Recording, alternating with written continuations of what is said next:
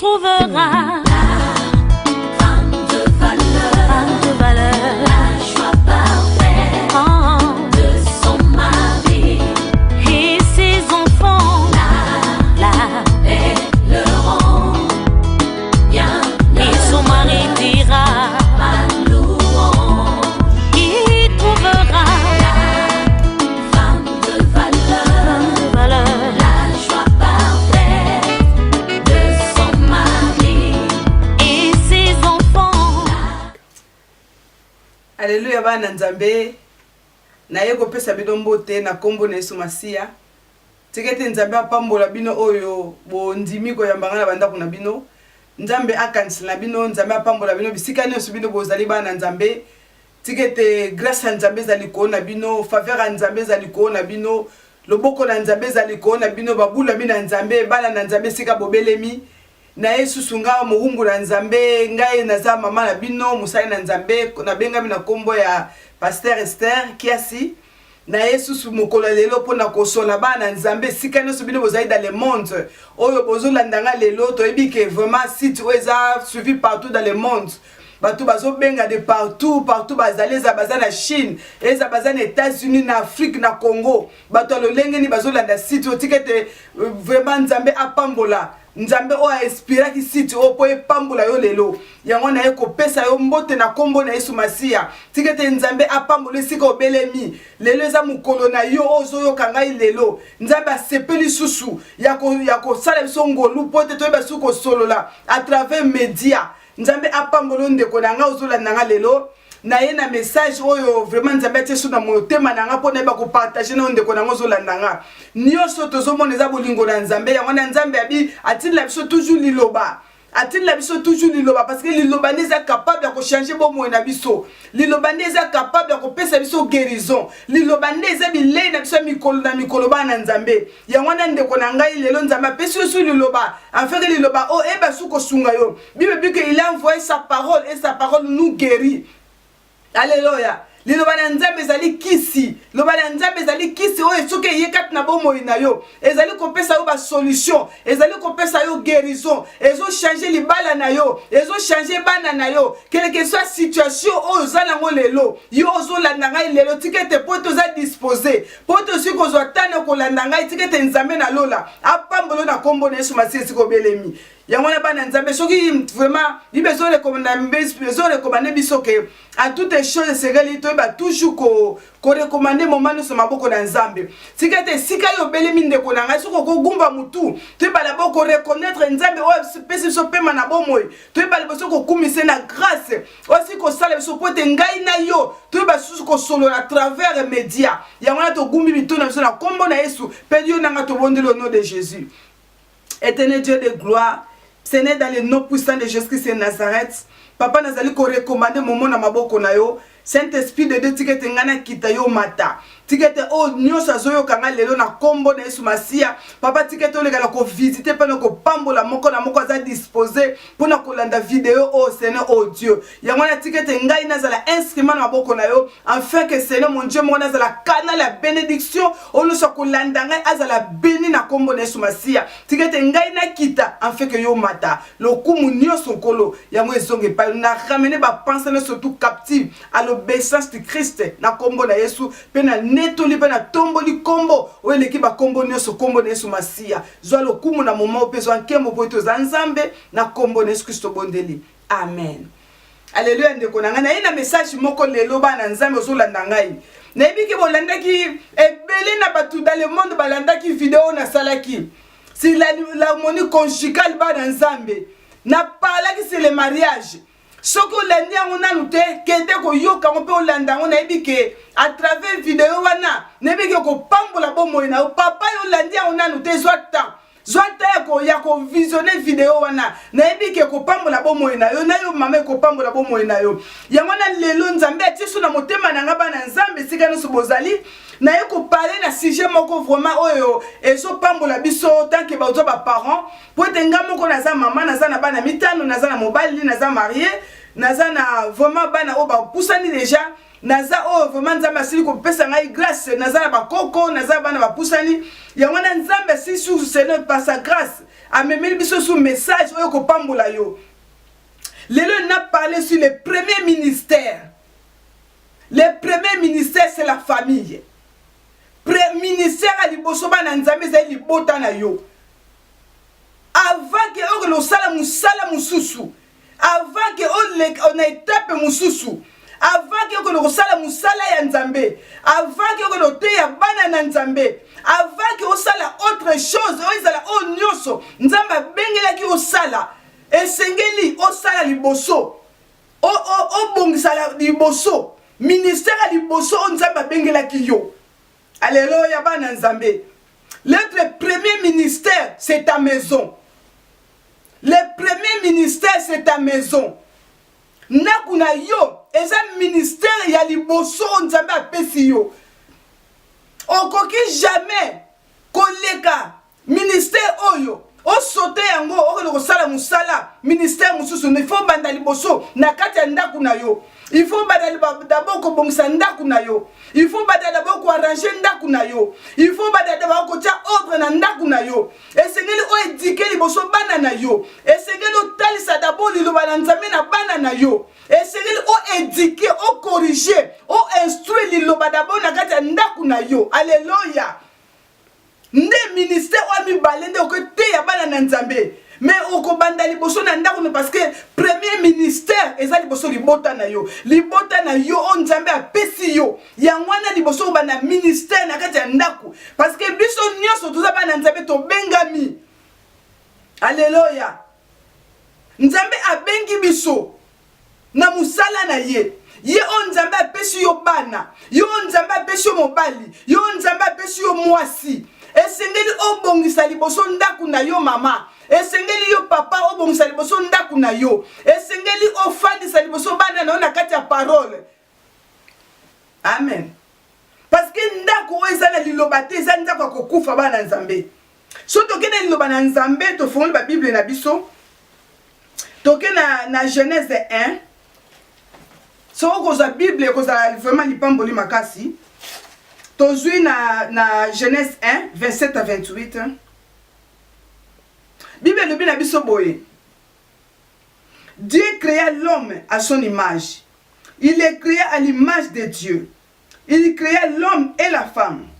Dieu les bénit et Dieu leur dit: soyez féconds, multipliez-vous, remplissez la terre et la sujettissez. Et dominez sur les poissons de la mer, sur les oiseaux du ciel et sur tout animal qui se meurt sur la terre. Alléluia. Ah, tout ce monde a fait une Bible. Dieu les bénit. Donc tout ce monde la première fois. Nzambe aiko kitisa li pamboli na ye ezaki na kati ya libota. Première fois Nzambe a béni ça qui peuple de Dieu. Li pambole li boso. Et si quand Nzambe a libéré qui bénédiction li boso na Bible, eza na kati ya famille. Pona kolakisa ke li pamboli, pona kolakisa ke famille ezali première vision ya Nzambe. Miso na Nzambe ezo tala libota. Pote libota yemta liboso Nzambe asalaki Adam, pe asalaki Ève. Pe ayebisi bango bi je vous bénis. Alléluia. Abi multipliez-vous. Tala lulenge ni Nzambe apambola ki libota. Donc pour nous c'est que miso na Nzambe eza kat na libota ba na Nzambe. Yo moni que Satan azoya premièrement pour na ko détruire mabota. Amen. Yo zo la nanga lelo mwana Nzambe. Yo zo yo kanga lelo. Nzambe yeko yebisa yo ke libota Nzambe yemoko abénissa ki famille. Yemoko albaki je vous bénis. Mais première fois Nzambe bike na apambola ki mabota. Pona nini po likamba libota eza la vision ya Nzambe pe misu ya Nzambe eza na kati ya libota. Donc papa mama pe bana boza la kati na vision ya Nzambe. Et puis boza béni ya Nzambe. Nzambe a libéré ki lipamboli na ye kati na libota bana na Nzambe. Amen. Yango passage to si koyoka na Genèse 1 27 à 28. Tozomona ke au commencement, Dieu créa l'homme et la femme. Puis il est béni pour qu'ils vivent ensemble. Nzambe sala posa moi sina mobali bazala ensemble afin que ba former famille. Donc eza vision ya Nzambe ezali posa na Nzambe que papa maman bazala ensemble pe tozomona ke tango Nzambe asala ki bango babi a bénir bango. Nzambe a libéré bénédiction kat na libota. Alléluia. Yango na bana Nzambe tozomona lelo. Mabote ebeleza ya kokabwana. Mabote ebeleza ya kobeba bana na Nzambe. Mutu nyonso a perdre responsabilité na ye. Papa, est-ce qu'on perdre responsabilité na yo? Est-ce que maman si on perdre responsabilité na yo? Musala on Nzambe a bengela kiyo. Ministère on Nzambe a bengela kiyo. A pesu yo bana, a pambolo na libala. A pesu yo bana. Mais eloko no sala pona ministère on Nzambe a bengeli yo. Ministère Nzambe a bengeli yo mama pour prendre soin ya ndaku na yo. O bana d'abord ko corriger, ko diquer, ko instruire. Nkobongisa labo ndaku na yo, bana na yo.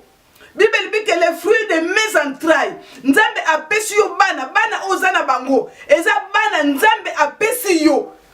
Eza bana ba wuti epai na Nzambe. Li ezali li pamboli ya Nzambe po ete tanga apesi yo. O éduquer bango selon la vision de Dieu. O lakisa bango nzela na Nzambe. O talisa bango bokonzi na likolo. O teya bango liloba na Nzambe. O talisa bango nzela nini bango bakolanda.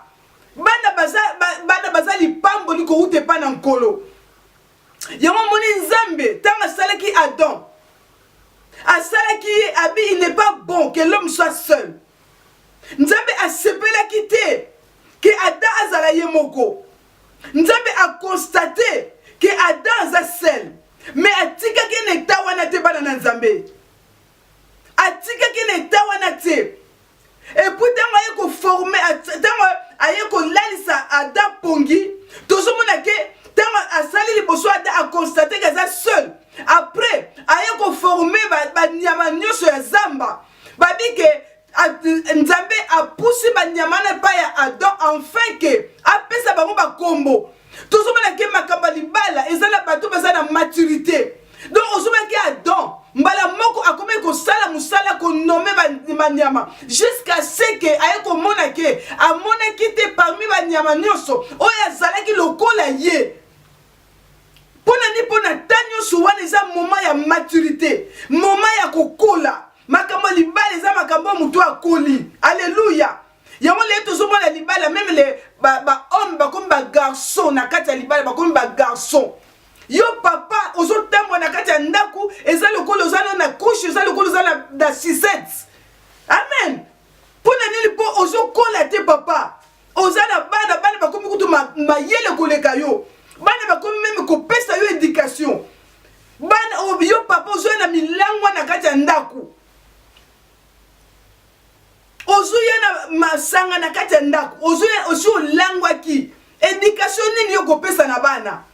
Tozoma ke Nzambe azwaki tana ye.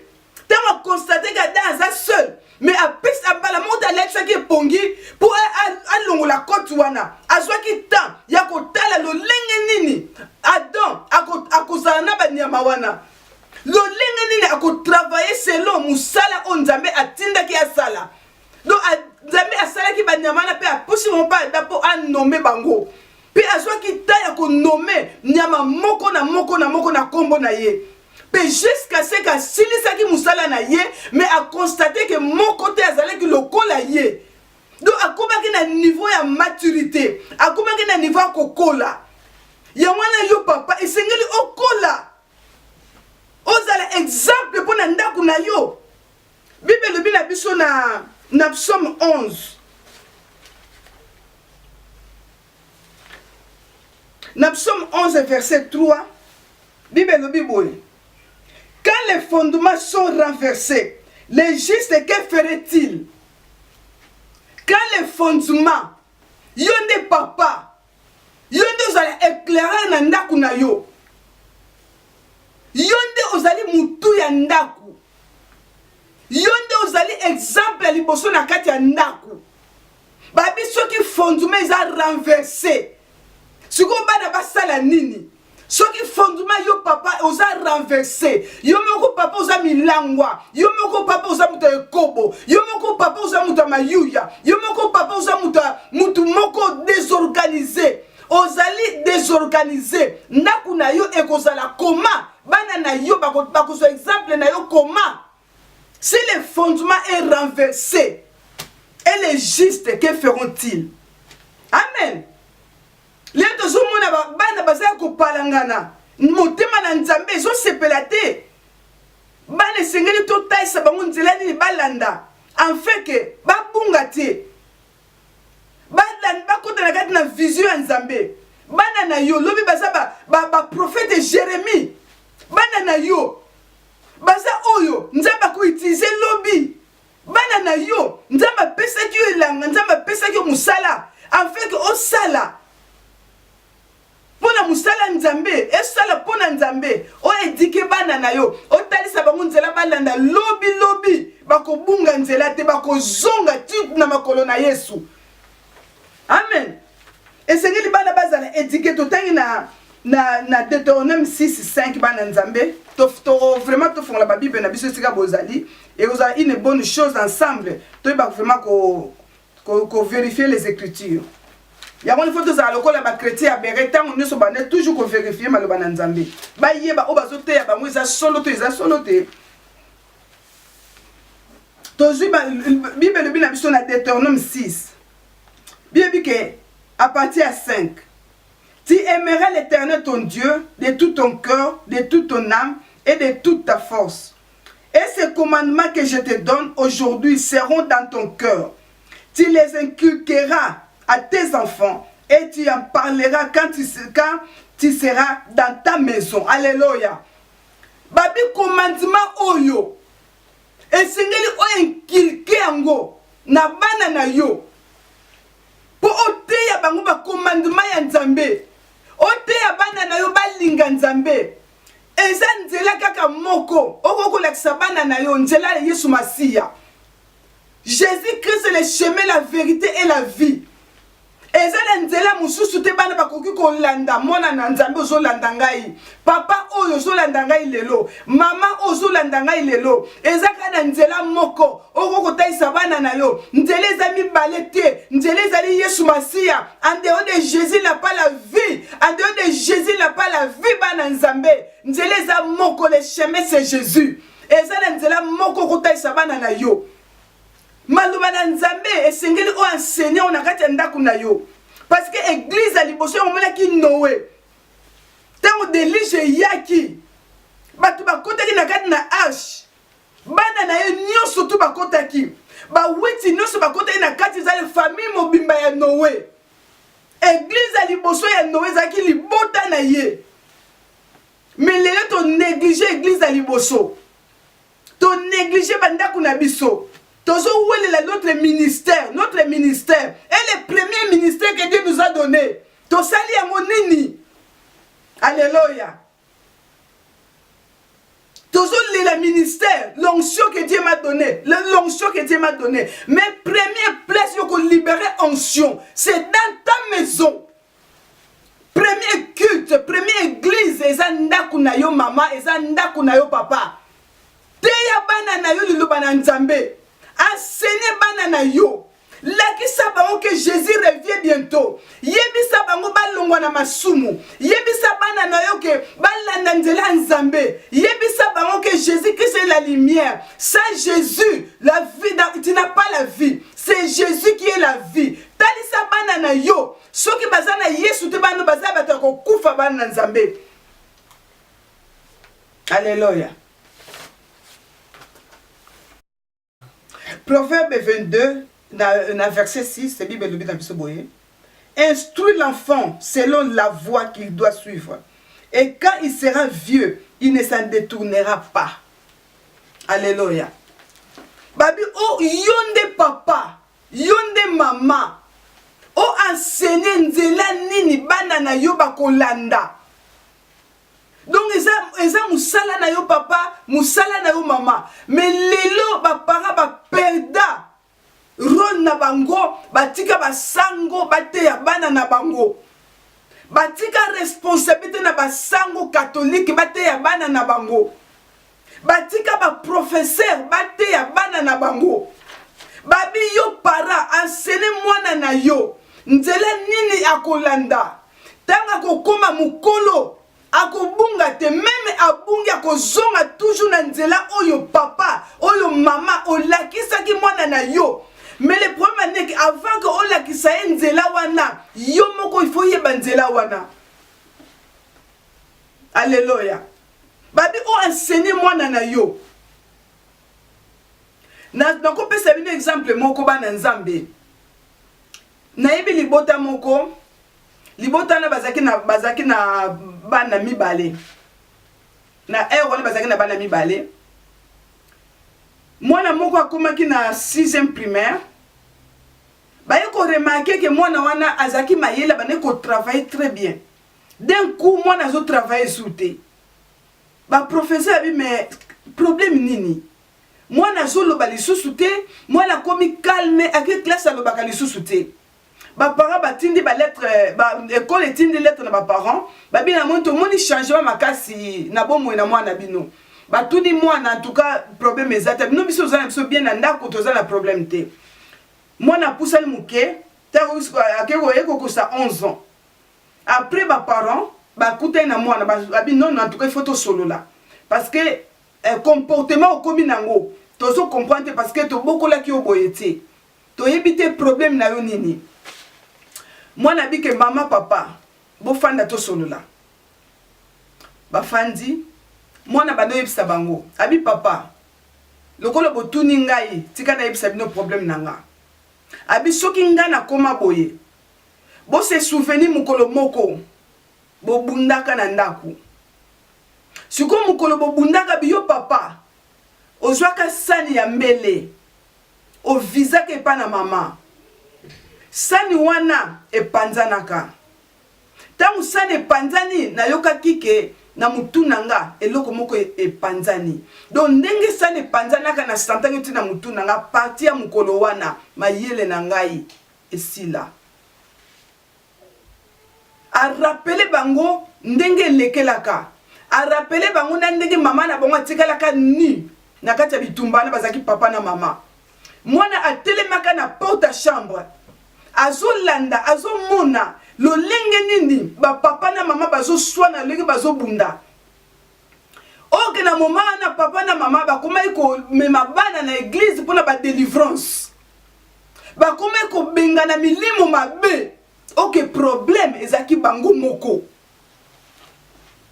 ta bazo luka satan bazo benga na satan nzoka problème ezaki bango moko papa na mama baleli ba fukami bango misatu basengi pardon epa na mwana basengi pardon epa na nzambe banda wana me bien aimé libota ne koma kitoko mwana lela kosi 18 ans mwana koma ko travail kitoko akoma mayele makamno se bonga na kopesa un exemple mi balé nazo isa mama olinga ko bunda nazo isa papa olinga ko bunda olinga toujours ko bunda liboso bana na yo mama olongola kana bilamba liboso bana na yo mama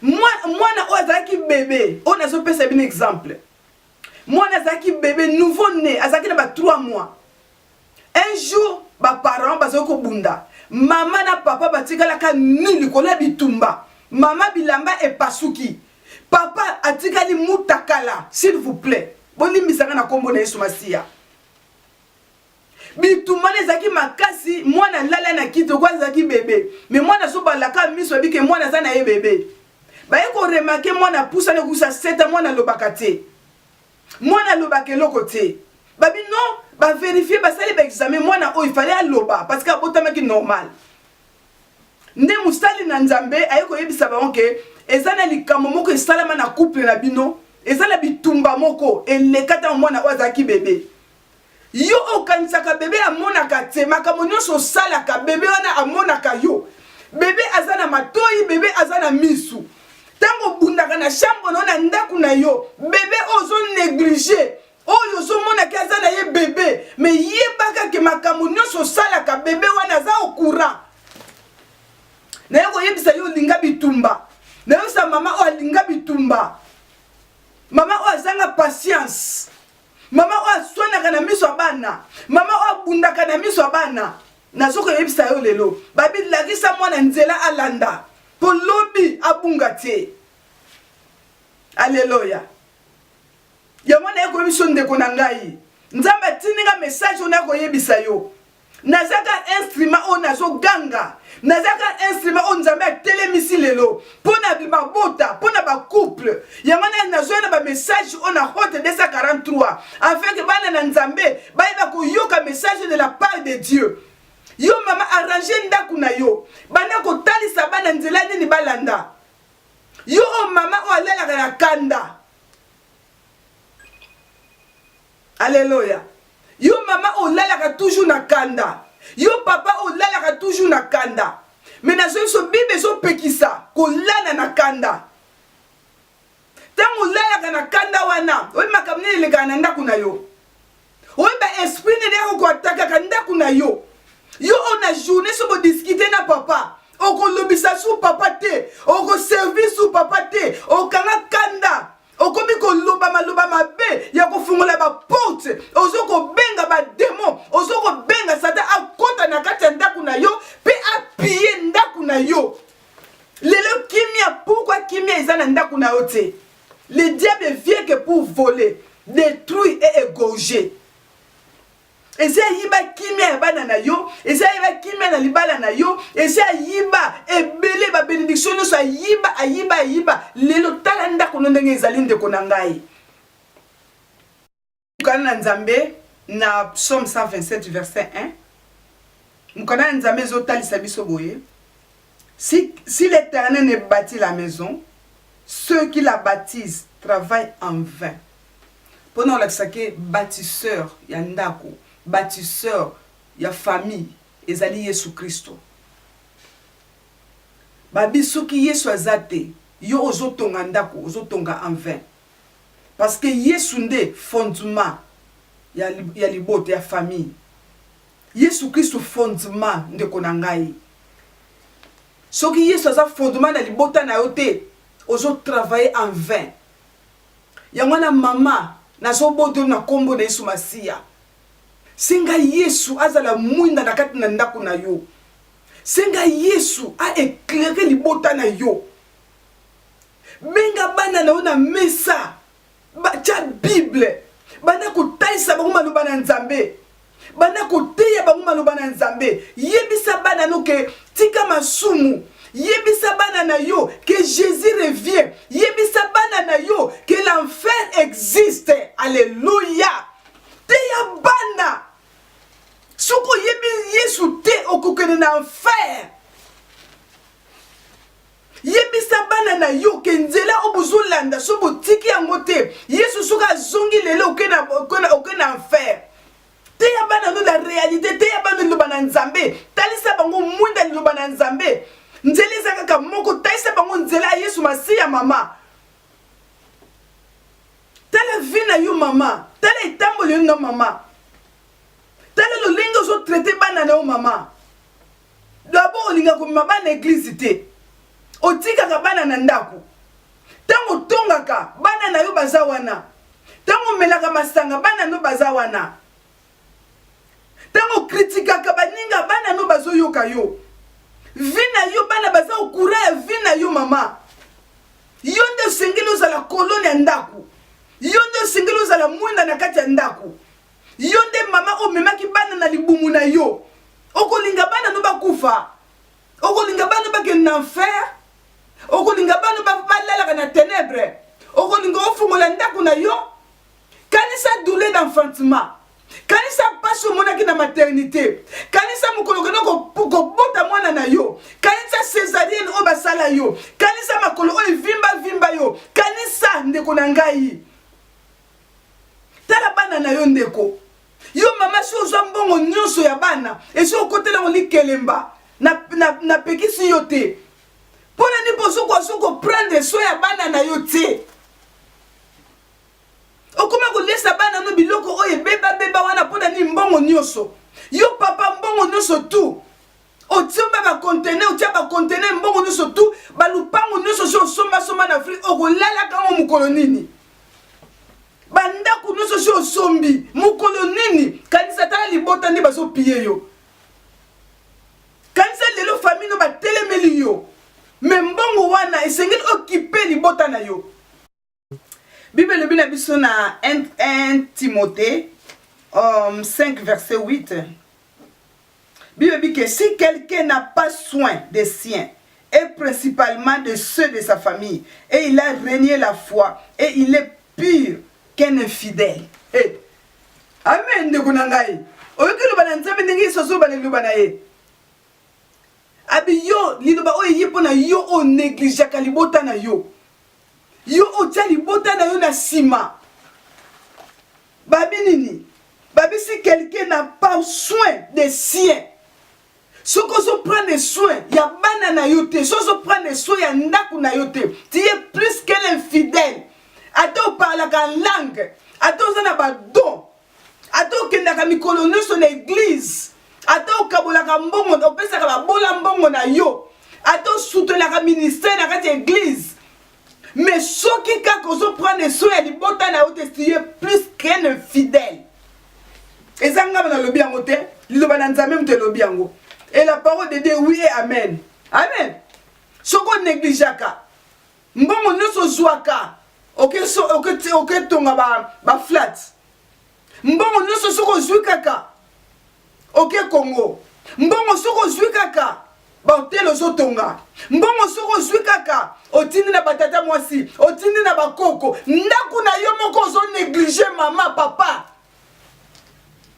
Mbongo bana likelemba soko zwi likelemba. OK ozo sala makambo alensumi na mobile na yo.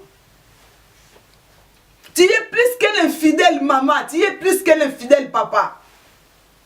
Bana na yo tie bango wapi? Bana na yo tie bango wapi maman pe papa?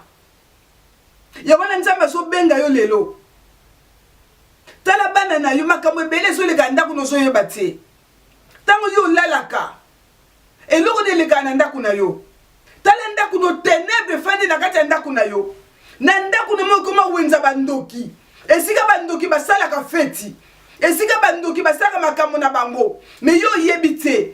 Mais lelo nzambe ko interpeller yo maman pe papa. Mema bana na nzela ya nzambe. Lelo komi ba église no se meza ba non ba église no se za mabete. Senga nzambe alla ki sai sika na so malibota na yo. Po ba tu lele ba koma ba excuse na za na voiture te na ko église te. Non. Non ndiko na ngai. Surtout na mboka otoza transport isa pamba. Kama bana na yo, même bana nzela nzambe, bakelo koyoka parole de Dieu, bakelo ko recevoir la lumière de Dieu, na travers la liloba na nzambe ndeko. Bana quel que soit âge, bazala posa liloba. Bazala posa liloba ndeko nanga. Babi soko prendre soin libota na yo te. Babi teke ba koko, balobi teke ba nani avant que ba koko prenne soin ba koko, avant que prenne soin ba tata mwasi, avant que prenne soin ba maman le liboso ndaku na yo d'abord. Ministère liboso eza ndaku na yo. Prenne soin bana na yo, mwasi na yo, mobali na yo. Première maison ya mwana nzambe zo lobela biso awa. Okoki ko sauter en motier. Mbongo na yo première maison pona ndaku na yo. Bana na yo ba lie bien, bana ba lati bien. Ndeko kipe libota le reste. Mais oko sauter libota na tende ko nangai. So bana na yo kanga bango tabesa mike mema bango kota la biske na église ko yoka loba na nzambe. Bo sisi bozongi ndako na bino. Alléluia. Bible zotaisa biso na Matthieu 6 verset 33. Bible dit que cherchez premièrement le royaume et la justice de Dieu et toutes ces choses vous seront données par-dessus. Babi luka d'abord bokonzi na likolo. Pebi loko nyoso yo lukaka okozwa ngo na sima. Do na kati ya ndaku na yo, na kati na foyer na yo, na liboto na bana na yo, luka d'abord bokonzi na likolo.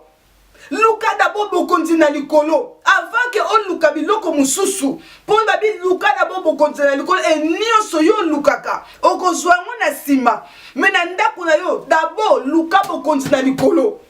Na foyer na yo luka bokonzi na likolo.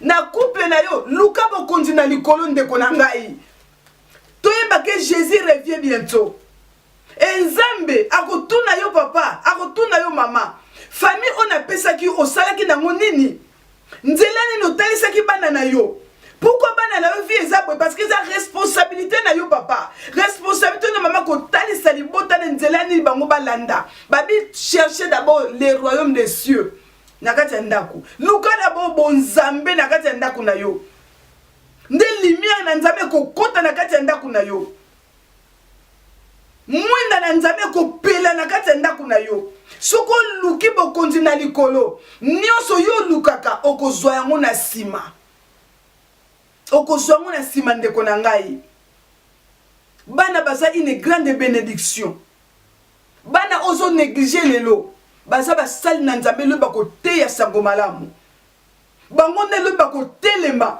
mpona koproclamer l'évangile mpona koteya Baba Jean-Baptiste bakotelema mpona koteya repentez-vous car le royaume de Dieu approche mwana wana ozo négliger ba mosu bakoma ko mbana bakoma komela masanga mama oyebite mwana tamulaka na mbeli oyebite mwana zaka na problème na police oyebite no lalaka na chambre yo mwana kotsa déjà copine na kati ya ndaku yo za kokufa yo za kolala papa oza kolala makamweleka na ndako no yebi yango te yango na nzambe aye ko interpeller papa aye ko interpeller mama lamuka na sommeil na yo longwa na kati ya bilangwa longwa na kati ya kobo longwa na kati ya aveuglement reçois la lumière de Dieu lumière autant ko zo yango okomema na bana na yo okokontaminer na bana na yo bana ne ba ko zo lumière alléluia. Nena mentionné le comment pour na mama ozo landangai Bible lobi na biso na 1 Pierre 3 1 à 2 Bible lobi boy femmes soyez de même soumises à vos maris afin que si quelques-uns n'obéissent point à la parole ils soient gagnés sans parole par la conduite de leurs femmes. Babi lelo yo mobali yo mama so osala mobali ozo teya ilo bananzambe ozo bonde la pona ye ozo teya ilo bananzambe mobali wana za toujours gagner te babi ako a étape mibale oko gagner mobali na yo na conduite na yo eko gagner mobali na yo bible dit que nous sommes une lettre écrite maman tu es une lettre écrite oza ke mobali na zo tanga yo échanger pe bo moina ye. Peut-être sauter mobile na yo.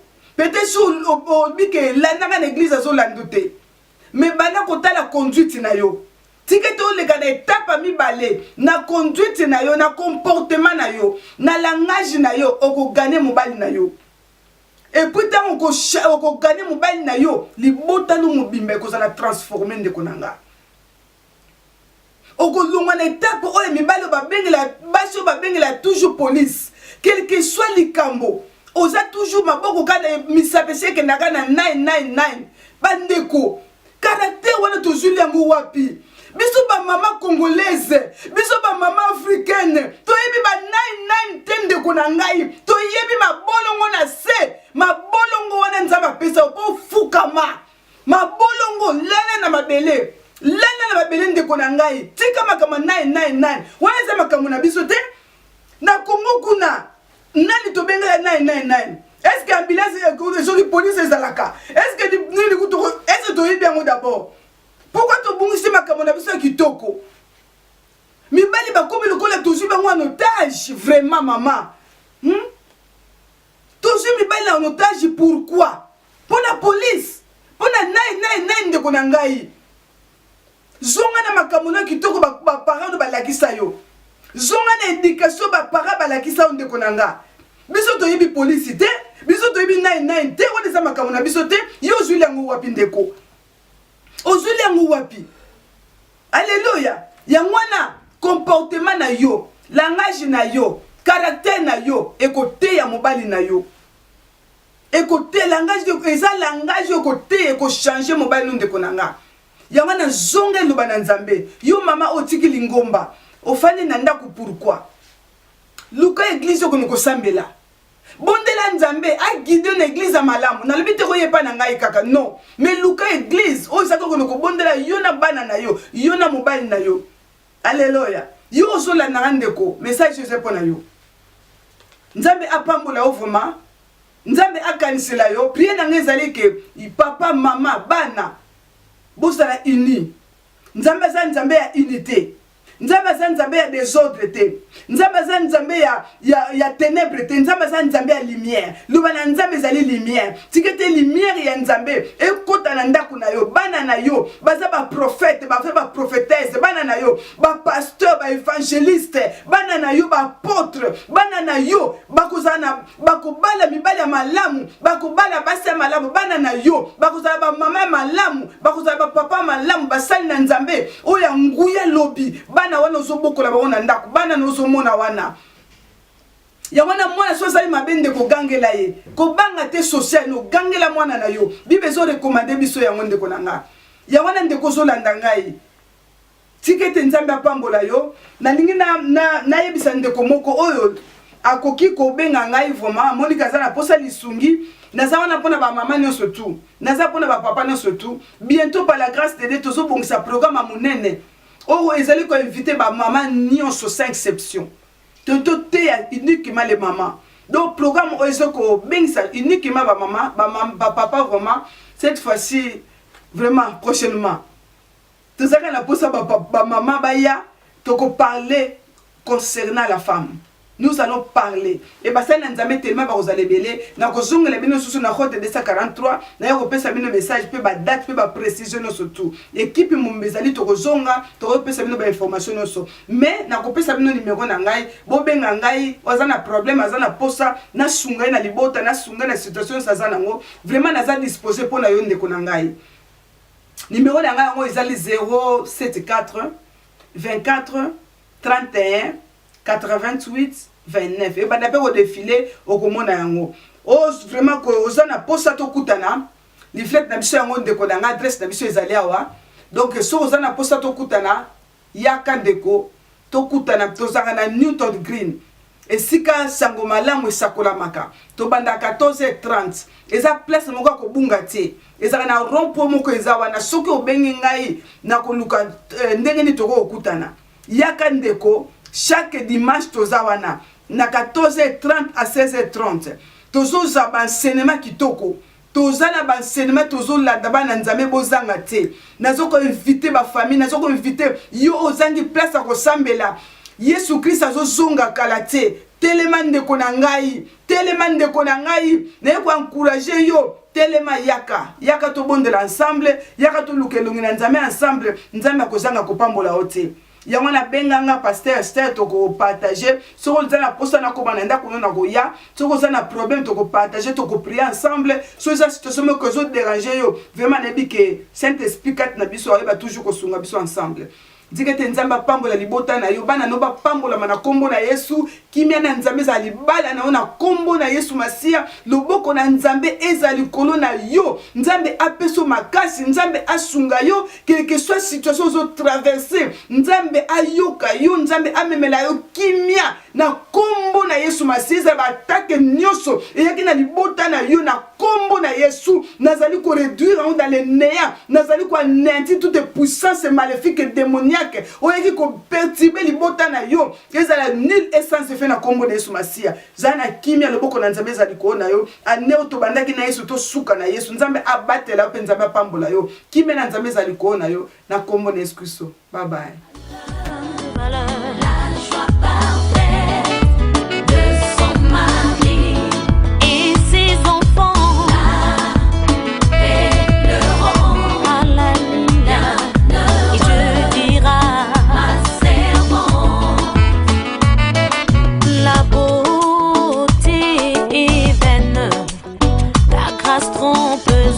La femme qui craint les